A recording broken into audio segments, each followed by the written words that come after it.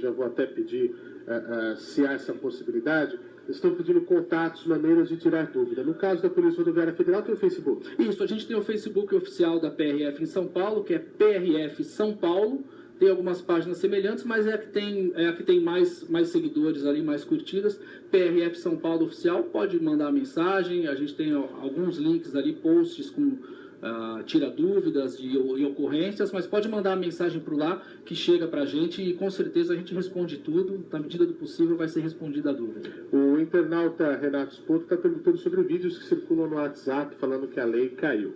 Nada caiu.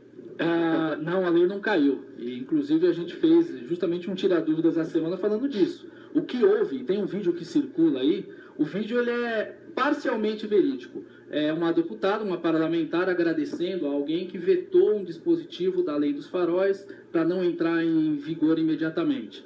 Então, aquilo nada mais é do que a deputada comentando o veto do artigo 2º da Lei dos Faróis, que dizia que a lei entrava em vigor na data de sua publicação. Se você for olhar ali no site do Planalto, onde ficam as leis, de fato, o artigo 2º foi vetado. E foi isso que ocasionou, né, doutor? O vacatio legis, a vacância legal de 45 dias. Que é a regra, né? Exato. O artigo 1º, ele modifica o artigo 40, que é o que dá as leis de circulação e conduta, e o 250, que é o que dá a multa ali, que dá a punição.